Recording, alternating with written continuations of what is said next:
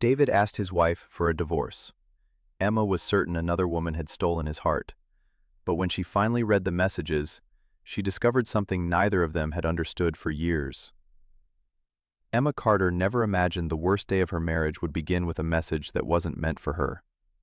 David was in the shower when his phone vibrated on the kitchen counter. Normally, Emma would have ignored it. In 12 years of marriage, she'd never once felt the need to look through his phone. Then the screen lit up. "Claire, have you made a decision?" Emma frowned. "Claire?"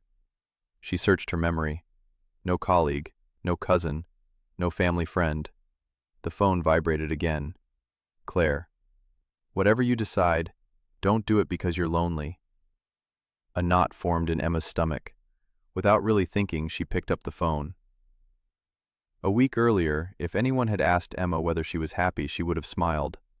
"Life is busy, but we're good." She would have meant every word. David still kissed her goodbye every morning. He still surprised her with coffee after difficult days. They rarely argued.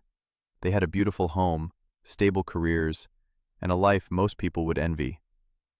Emma believed successful marriages eventually became less exciting and more practical. She had no idea David had already met with a divorce lawyer. Emma unlocked the phone. She expected to find flirting, heart emojis, secret photos, late-night confessions. Instead, she found conversations, hundreds of them. Books, movies, work, his father's hospital appointments, woodworking, restaurants he wanted to try, funny things that had happened during the day. Nothing romantic, everything personal. She slowly realized another woman knew more about her husband's everyday life than she did. That hurt more than any love letter could have.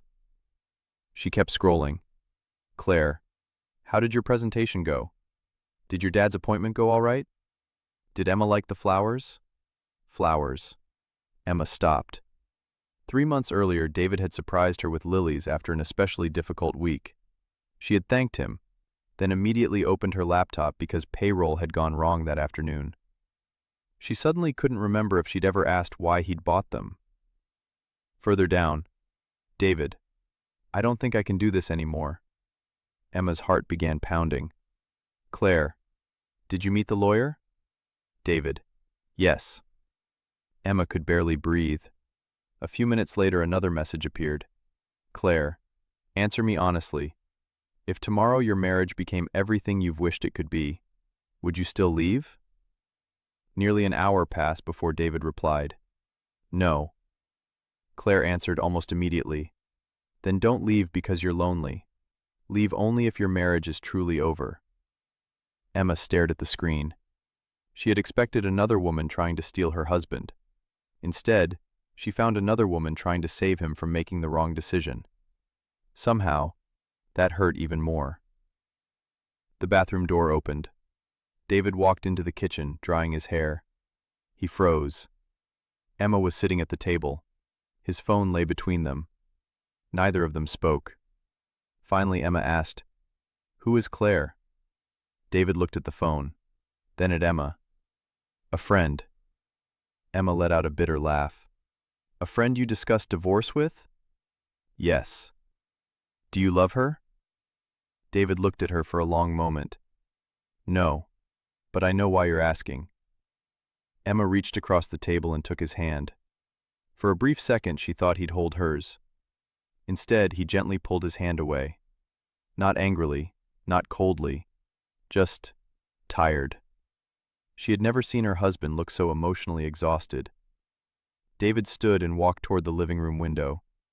Without turning around, he spoke quietly. "Emma," he paused, "I think we should separate." Emma felt the world around her go silent. She had come looking for another woman.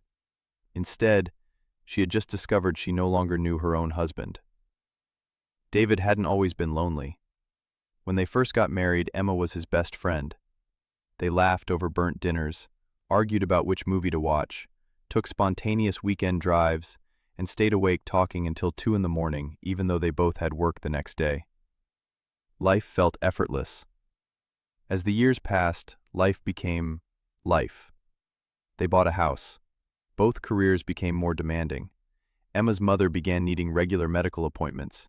David's father developed heart problems. Somewhere along the way, Emma became the manager of their entire world. Bills, insurance, taxes, appointments, family birthdays, repairs. Nothing escaped her attention. David admired that about her. Whenever he thanked her, she'd smile and say, "If I don't keep things organized, everything falls apart." He always agreed. Neither of them realized something else was quietly falling apart. At first, David never questioned their intimacy. He usually initiated. Emma happily responded. That was simply how their marriage worked. Then work became busier, weeks became months, intimacy became less frequent. For the first time, David noticed something he had never paid attention to before. He was always the one reaching first. One night, as they lay in bed, he turned toward her. "Can I ask you something?" Emma smiled. "Of course." "Do you actually enjoy being intimate with me?" She laughed softly. "What kind of question is that? Of course I do." He hesitated before asking the question that had been quietly growing inside him. "Then, why do you never initiate?" Emma thought for a moment. "I don't know." She genuinely didn't. David smiled. "Okay." The conversation ended. For Emma. For David, it had only begun. Months later, he asked again. "If I stopped initiating," he struggled to finish the sentence, "would we ever be intimate?" Emma frowned. "I've honestly never thought about it." David nodded. "I understand." He switched off the bedside lamp. Emma fell asleep believing they'd simply had another conversation. David lay awake for hours. He never told her what that answer had done to him. Instead, he decided to wait. Not to test her, not to punish her, just to see. A week passed. Nothing. Then another. Nothing. Then another. Nothing. He slowly convinced himself that maybe she simply never thought about him that way anymore. That belief changed far more than their intimacy. He stopped asking her out for dinner, stopped suggesting weekend trips, stopped reaching for her hand quite so often. When something funny happened at work, he'd think about telling Emma. Then he'd see her answering emails or balancing the household budget and tell himself, "She's busy." By bedtime, the moment had passed. Eventually, there were no moments left to share. Emma noticed he had become quieter. "Everything okay?" she'd ask. He'd smile. "Just tired." She believed him, because she was tired too. Neither realized they were protecting each other with silence. Several months later, David was assigned to a new project. That's where he met Claire. Their first conversation lasted less than 5 minutes. It was about coffee. The second was about books. The third was about the small woodworking bench David had been building in his garage. A week later, Claire walked past his desk. "So, did you ever finish that bench?" David looked up, surprised. "You remembered?" She smiled. "You seemed proud of it." It was such an ordinary conversation, but David couldn't remember the last time someone had remembered something so small. Over the following months, they became friends. They talked during lunch, occasionally after work, never secretly, never romantically. Whenever David mentioned feeling stuck, Claire asked the same question. "Have you told Emma?" "I've tried."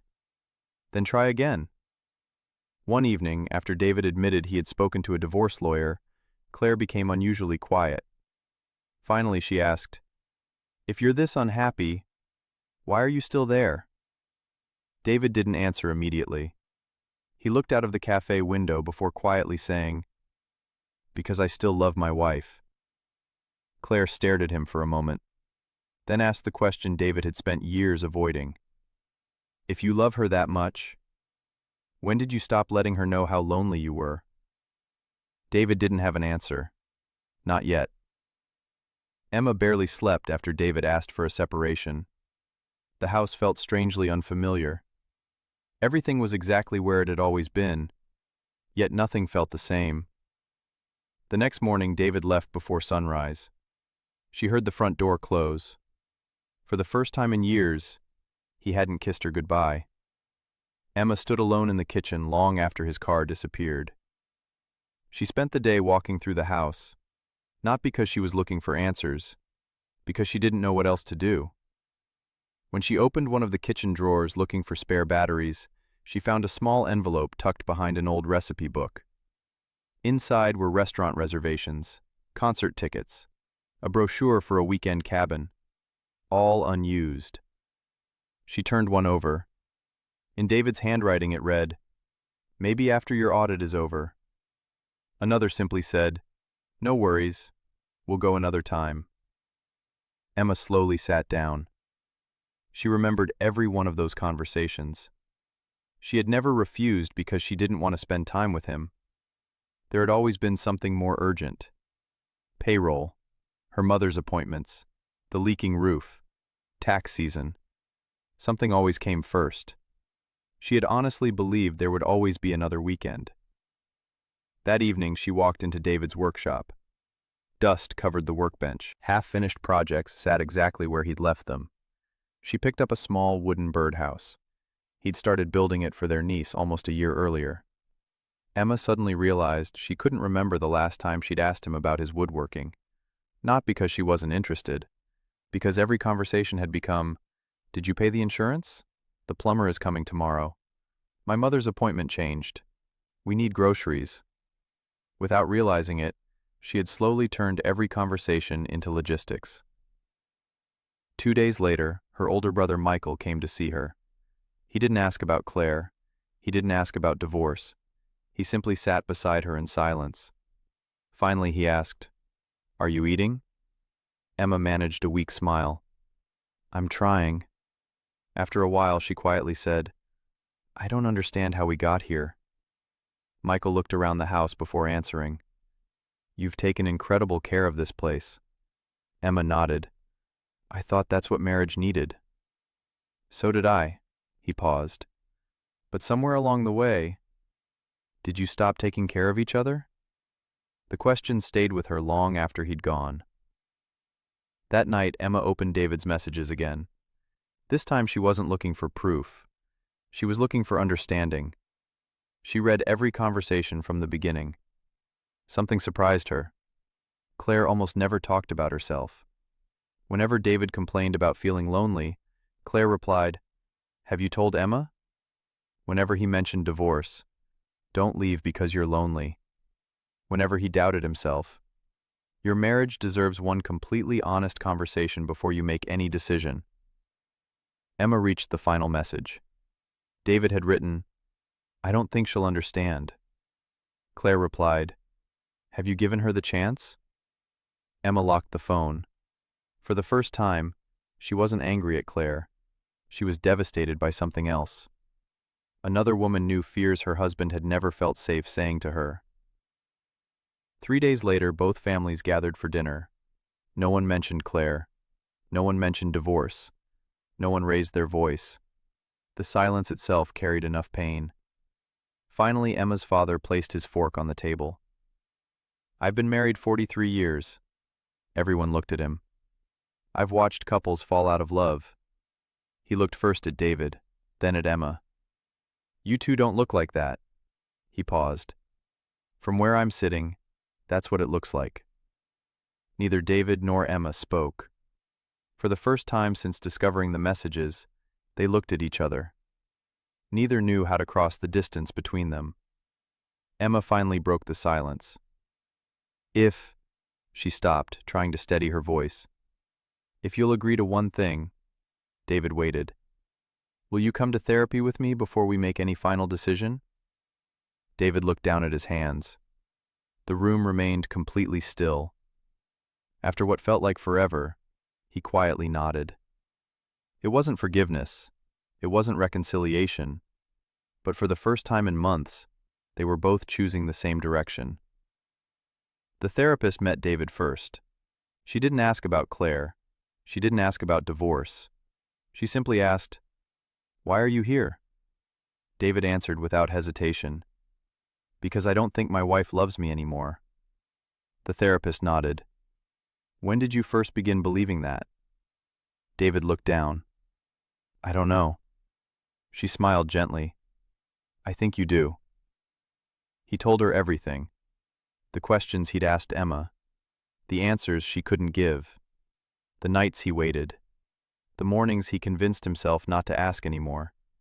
Finally he said, I stopped initiating because I wanted to know if she'd ever choose me first. The therapist remained silent. And she never did.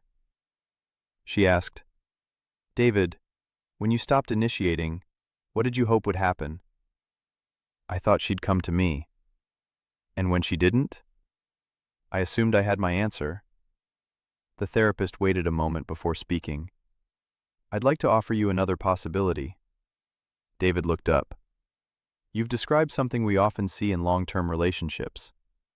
Some people experience spontaneous desire. They think about intimacy first and naturally initiate. Others experience what's called responsive desire. They rarely think to begin intimacy themselves, but once closeness begins, they genuinely enjoy it. David listened quietly. She continued. From everything you've told me, Emma never consistently rejected you. She told you she enjoyed being close to you. Nothing you've described tells me she stopped loving you. It tells me she may experience desire differently. Responsive desire isn't uncommon. The problem isn't having it. The problem is when neither partner understands what it means. David frowned. So, she wasn't simply going through the motions? I can't answer that, but I don't think that's the only explanation. She leaned forward. David, whether your conclusion was true or not, you believed it. And once you believed it, you slowly stopped sharing yourself with your wife. David looked away. I thought I was protecting myself. I know. But Emma could only see your silence. Later that afternoon, Emma entered the same room. The therapist smiled. Tell me what loving David looked like to you. Emma answered almost immediately. I took care of our life. The house. Our parents. The bills. The appointments. I made sure nothing ever fell apart. The therapist nodded. I'm sure David appreciated every bit of that. Emma smiled sadly. He always thanked me. The therapist asked, when David asked why you never initiated intimacy, what did you think he meant? Emma answered honestly. I thought he wanted more intimacy. What did you tell him? That I never really thought about starting it. The therapist nodded. What if he wasn't asking about intimacy? Emma looked confused. What do you mean? What if he was asking whether he was still wanted? Emma froze. The room became silent. A tear rolled down her cheek. Oh, she whispered. I thought he was asking about sex. The therapist shook her head gently. I think he was asking about reassurance. When David stopped initiating, what story did you tell yourself? Emma answered, I thought he was stressed. I thought he wanted space. I thought he'd come back when he was ready. The therapist asked, did it ever occur to you that he was waiting for you? Emma slowly shook her head. No. I thought that's how our marriage had always worked. The following week they returned together. The therapist looked at both of them. I've spent time with each of you separately, and something surprised me. She looked at David. You never stopped loving Emma. He quietly replied, no. She turned to Emma. You never stopped loving David. Emma wiped away a tear. No. The therapist folded her hands. Then how did two people who never stopped loving each other become convinced they weren't loved anymore? Neither answered. Finally, David spoke. I stopped talking because I believed she'd stop choosing me.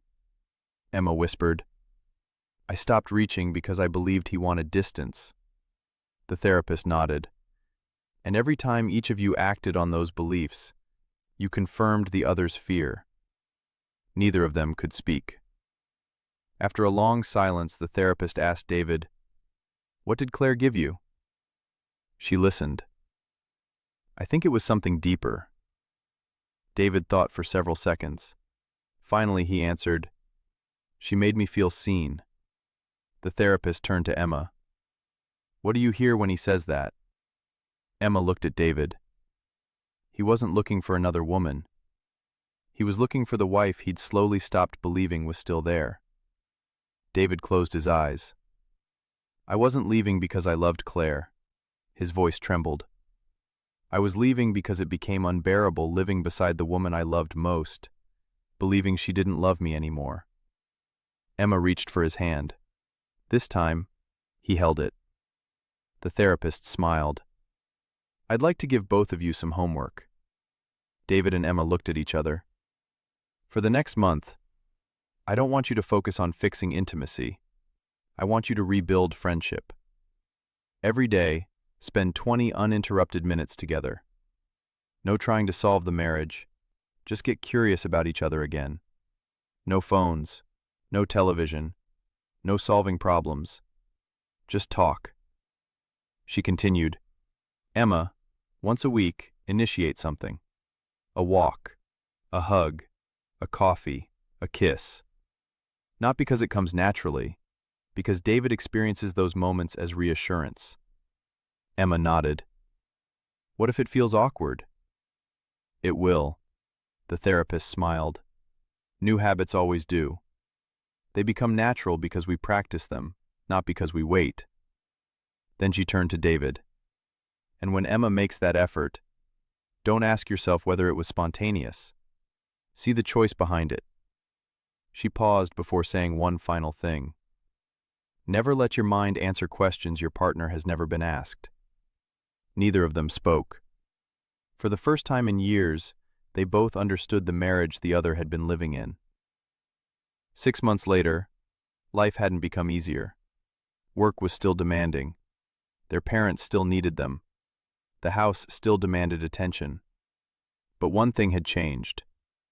Neither of them guessed anymore. If something hurt, they said it. If something mattered, they made time for it. Small habits slowly became part of their marriage. One night they were lying in bed. David was reading. Emma quietly closed her book. She looked at him for a long moment, then leaned over and kissed him gently on the cheek. David smiled. He brushed a strand of hair behind her ear. Emma gave a small, nervous smile. "Was that enough of an initiation?" David laughed softly. "It's the most beautiful one I've ever received." The smile slowly faded from Emma's face. Emma whispered, "You really were going to leave me." "I was." She looked down. "I still can't believe it." David closed his book. "I loved you too much to keep living that way." She looked at him confused. He smiled sadly. "Living beside the woman I loved most, believing she'd stopped loving me, was the loneliest I'd ever felt." Emma's eyes filled with tears. "I never stopped loving you." "I know." He gently squeezed her hand. "I just couldn't see it anymore." She rested her head on his shoulder. After a long silence, she smiled faintly. "So, I guess we were both answering questions in our own heads." David chuckled. "From now on, let's ask each other instead." Emma nodded. "I'd like that." He switched off the bedside lamp. For the first time in years, neither of them wondered what the other was feeling. If you enjoyed this story and love exploring the complexities of relationships, please subscribe to Forge Stories for more original stories every week. Before you go, here's a question for you. Have you ever been in a relationship where you loved someone deeply, but slowly began to feel they no longer loved you the same way? How did you handle it? We'd love to hear your story in the comments.